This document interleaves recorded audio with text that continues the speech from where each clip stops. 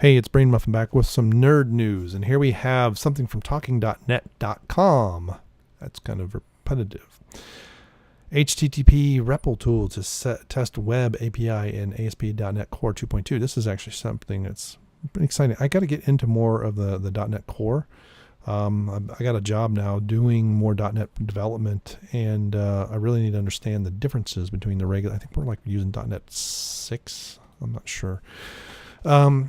Today there are no tools built into the Visual Studio to test web API using browsers. That's true. I can only test GET requests.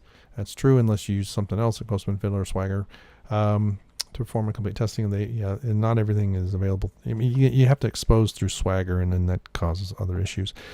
A CLI-based new .NET Core global tool named HTTP-REPL is introduced. I've been using HTTP for so long, it's not even funny anymore. I mean, good God. Sometime in the early 90s, I don't even know. Can test web API in ASP.NET Core 2.2. Is a core global tool, and is to install this tool, run the following command. At the time of this writing the post, okay, it's the preview stage. This is October 8th, so I'll wait for it to be a little bit more than just preview stage, but that's cool.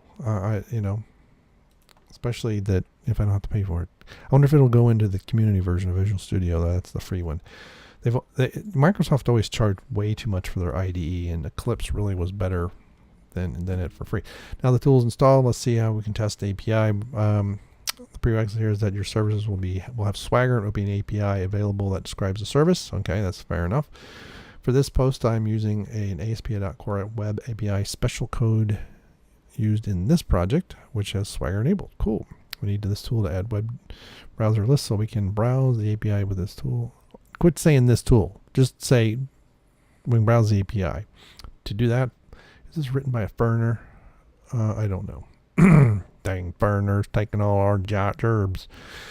All right, so we have an example of what it looks like. How to use the location and tool. Okay, once added, you can verify in the browser list. Okay, cool. That's nice.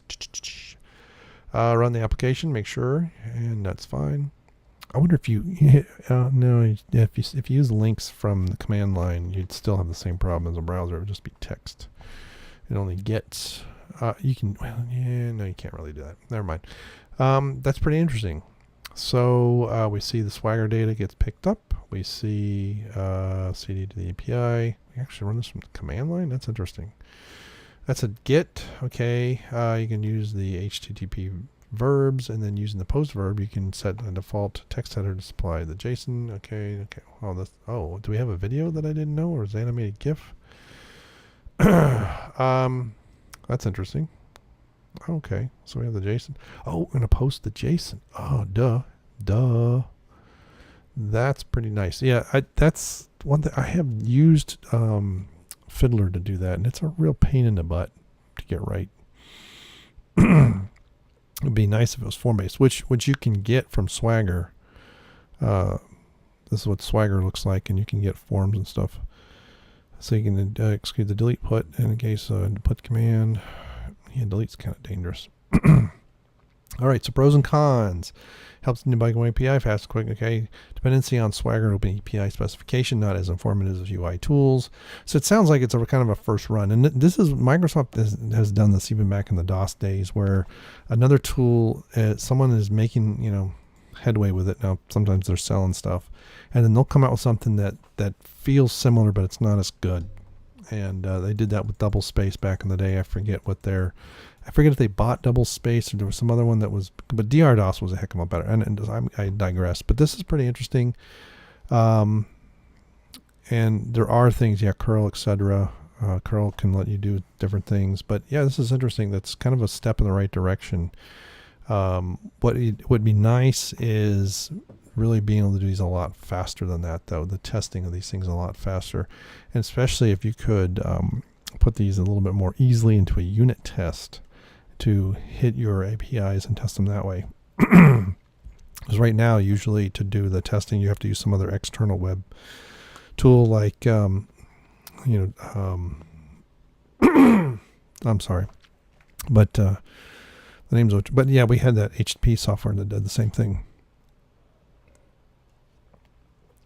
So, but it's interesting.